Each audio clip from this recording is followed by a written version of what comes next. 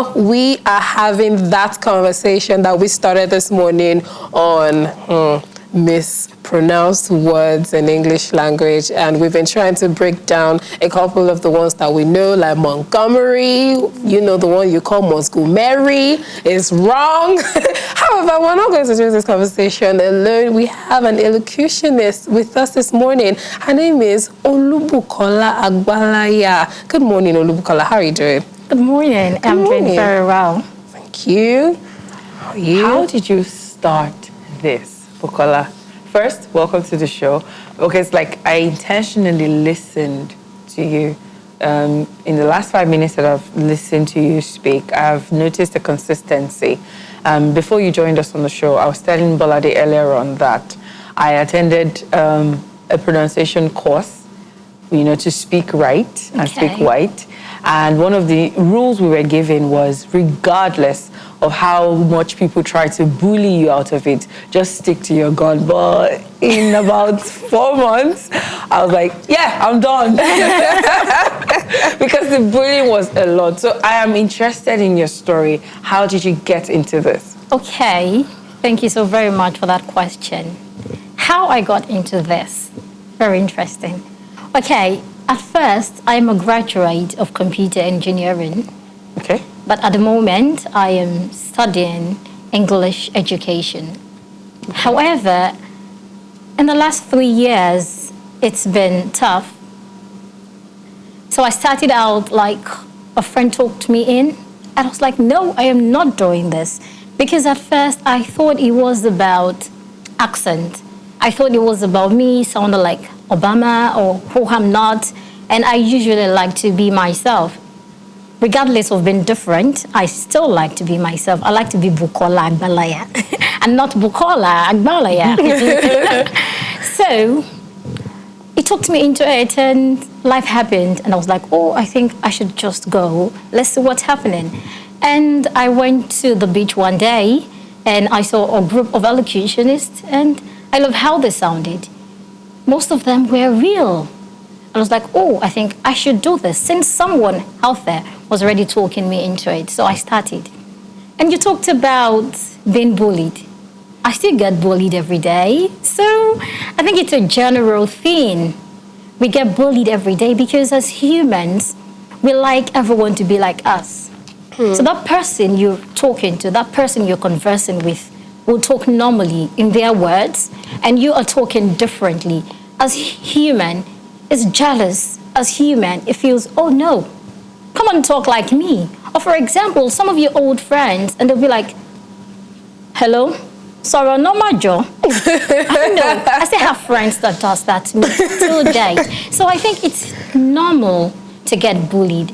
However, when you speak right, I say you're light. And when you speak anyhow, I say you're darkness. So even in the Bible and in the Quran, it is stated that light will never bow to darkness. Interesting. Okay. I like the angle that you brought this conversation from with light and darkness, but let's take it back a little bit now. We realize that it's easy for children to pick up languages very easy. Yes. We realize that, from age 0 to 11, that's the impressionable age where you're able to teach children how to, enunciate words, pronounce them properly and all. But we realize that in this part, your environment is also a huge factor. Exactly. So how you learn. So, now there is school that would try to teach you phonetics and phonology and whatnot. And then there is the environment that would, also, teach you how to say power, flower, and all of these things. So how can children or parents do this mix properly? So, and also, let's add the bullying part too, because as a child, you will be afraid. Exactly. You go home, they've taught you how to say Montgomery, you live around that area, but every other person is calling it Montgomery, you are afraid. Challenge. You see that, they tell you it's challenge, you go home, it's challenge. How do you do that mix? Okay. First, I will talk from the angle of being an elocutionist, and I've worked with children also. And I would say that as elocutionists, there is something that we're missing, or there's something we're leaving out. and that is confidence. So as much as we teach children to speak right, we also need to add confidence to our elocution kit. Because the goal is to speak right. But in our environment, in Nigeria, if you're not confident enough, you will find yourself going back to that thing. So if you've taught a child that it's success, and the child gets to the house and maybe the neighbor or even the parents, one of the parents says, Success. did you whatever success? And the child will be like, oh, remember, parents, they readily influence children as much as a teacher will do. And in most schools, elocution go maybe once a week, twice a week, thrice a week, not like the class teacher. Even the class teacher now often mispronounce lots of words. So I think one way that a parent can help children is, first, the parent needs to show interest. That is very important. Now, we have lots of parents in Nigeria that pay for elocution classes. Okay. However, I think that's not enough. I think that's the easiest part. Even as an adult, paying for elocution classes, I tell my clients, paying me is the easiest part of all of this. Attending classes is very easy.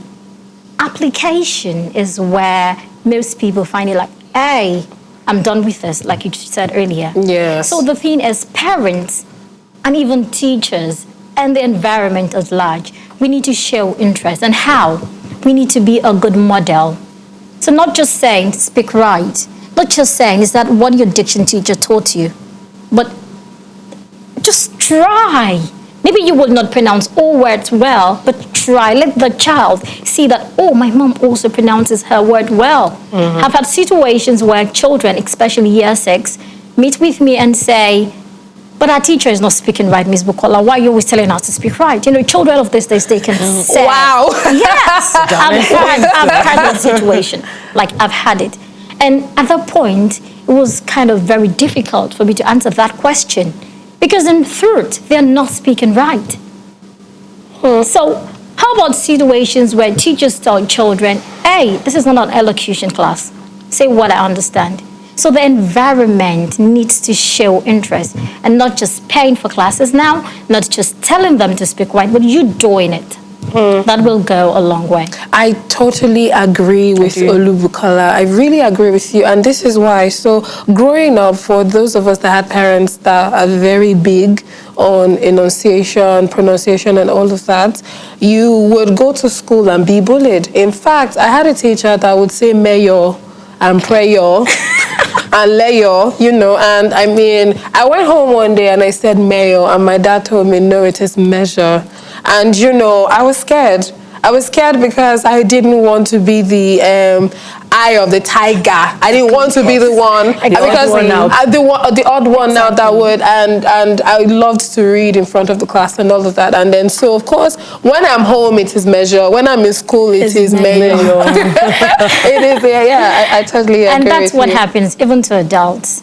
I've met teachers come for elocution trainings, and they tell you when I return to school, they're always feeling like, why are you speaking like this, the odd one out?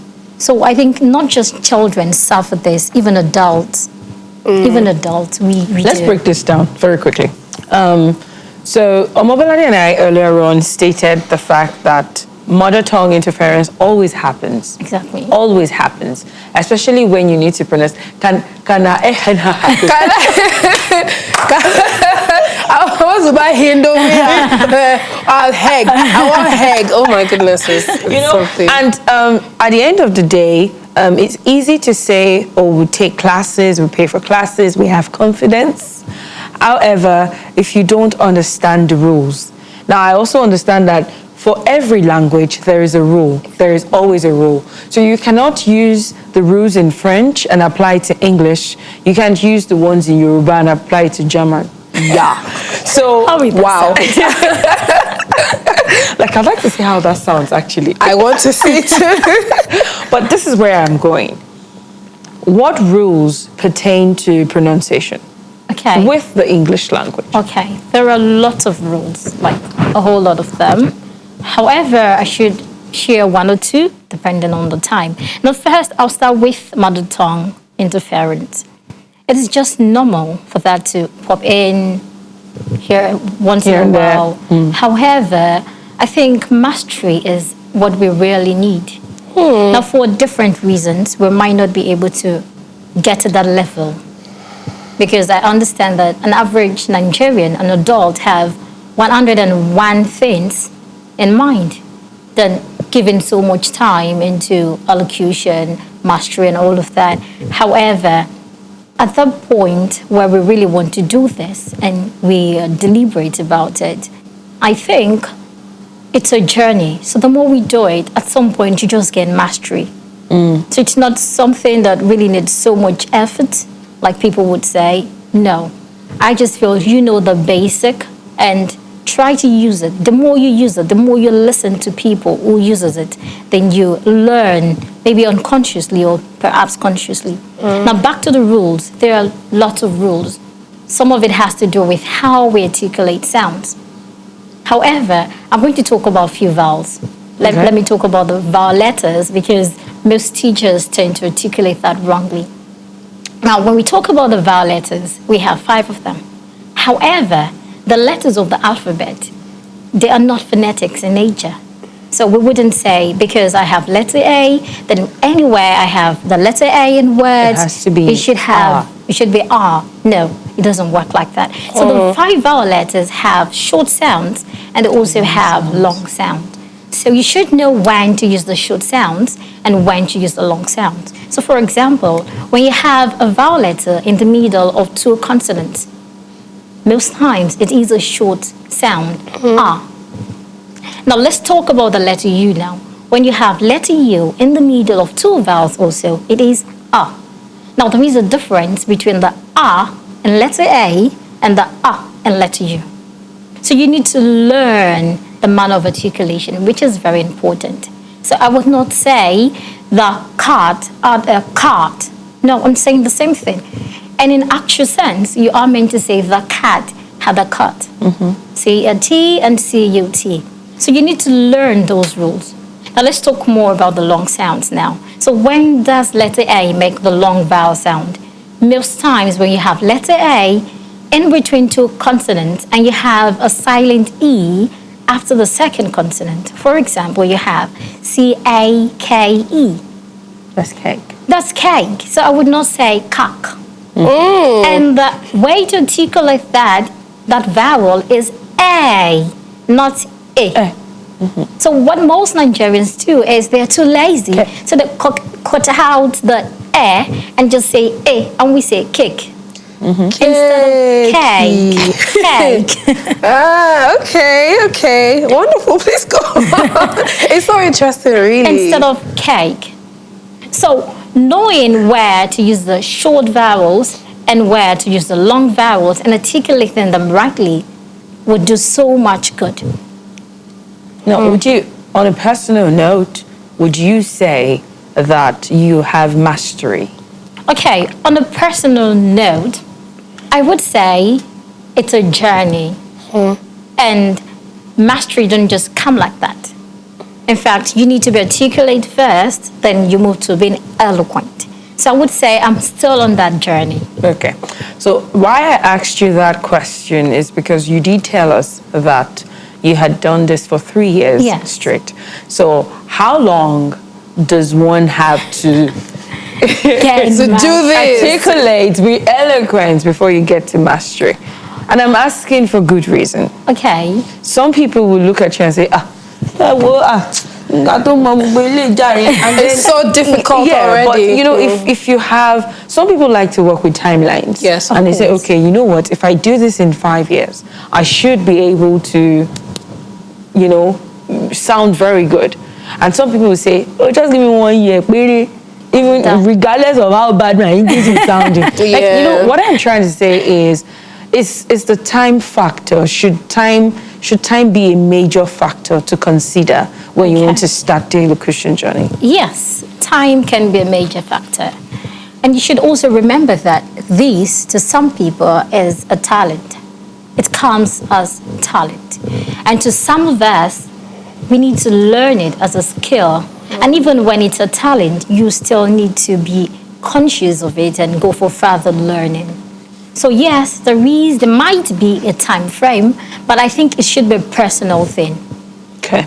Let's talk about the role of educators in all of this. Okay. We would agree that take it or leave it. If a child doesn't have an educator that speaks fluently, not just fluently, but eloquently, then there's a problem. So, like, how can we attain this mastery for them? What can we do? Because I can bet with you that we have about 40, I'm not sure at the moment, but about 30% of educators do not have this mastery at the moment. And I mean, we use the English language to study in Nigeria and in some parts of Africa. So that is our lingua franca. And for us here, it is the British English that we use to study. So a child that doesn't have a teacher that has that mastery would probably struggle when they get to another point in their life and they're like, you're saying cake, it's this and that. So what can we do to the educators? How can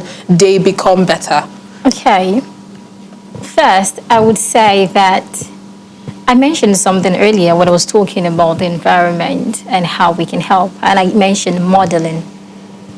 So that is very important. However, I think that for teachers, it is something that needs to be added to maybe a policy or something. Okay. Mm-hmm. So it is something that needs to be maybe a policy or a law. It is something they must. So I think this is the work of government, adding it to whatever it is, maybe the qualification or the skill that they need to watch out from teachers. So when we talk about private schools, some of them, they're doing a very good job in that regard. They would like to make sure you're trained, or sometimes they even go as far as training you in this line. However, most teachers even take it for granted. They feel, I can't do this. I'm done with this. Or like, how long will I continue? They have reasons not to continue because they're aware that, okay, if the school says, please go because you don't speak well, they would definitely have other places to run to. So I think it should be a law. It should be one of the qualifications that would be asked from anyone who is intending to be a teacher, or even the teachers that we have now. And one of the things government can further do is to take it upon themselves to add it to the educational sector. How? For every schools we have departments, so the English department should be well grounded on this so that they can train other teachers. And having trained you, it is a must for you to use, what are the words? A lot of them. We have convener. Convener, yes. Instead of convener. We also have convenant. There's no N in that word. Convenant. That word. It took me a while before I realized that there was no N. No, for me, the problem for me was in the spelling. Because I always heard convenant, so I always thought you had to spell it with the N. Yeah, I always spelled it with the N. Covenant. So it's covenant. We also have expatiate. It's expatiate. Yeah. So we have lots of words. We have lots of. In fact, sometimes you'll be amazed at how many words we personally mispronounce. Personally, even when you're an elocutionist. Was a few days ago, I was working with a boy, and we got to homophones. Then he mentioned OFF and OF, and I was like, no, this is not right. It's supposed to be off and of. Then we had to go to the dictionary. It was at that point he gave me a word, and I was like, I'm not sure of that pronunciation. Can we check? And that's one thing I tell my clients at first. I tell them, because I'm an authority here, or because you see me as one, does not mean I pronounce all words well. And I also tell them, when you subscribe to YouTube videos or any video, it would do you so much good to go back and check the dictionary. Yes. So one of them I asked one day and said, okay, what if there's an error in the dictionary? And I said, the dictionary here is the authority. So even if it was a typing error or something, That's at the that authority. moment, it's correct. Okay, that's the authority. It's like playing Scrabble, and then you say, "What if the dictionary is wrong?" I'm Wrong. sorry. That's the authority. It's just like the Bible and the Quran. So even when the pastor says something and it seems not logical, but because it's in the Bible, then you have no say. Somehow it's right. Interesting angle there. Yeah, very But interesting. we have to let you go. Thank you so much for joining us on Tea or Coffee this morning. Just before we go, just for fun, can you pronounce tea or coffee? Can I pronounce Tea or coffee? tea or coffee? Thank you, Olubukala, for joining us this morning. I hope you were able to pick 1 or 2 tips on how to pronounce words correctly now. We have addressed this. We are not asking you to forget your mother tongue. No. In fact, we encourage and embody mother tongue here. Whatever it is that you speak, Swahili, French, if you speak Yoruba, Hausa, Igbo, TV, any language, it is yours. You should embody it. And in fact, we encourage that you learn multiple languages. It helps you be better when it has to do with communication, and it gives you an edge over every other person in the room. When you're speaking English, you speak it right, and if it's your mother tongue, you speak it right too.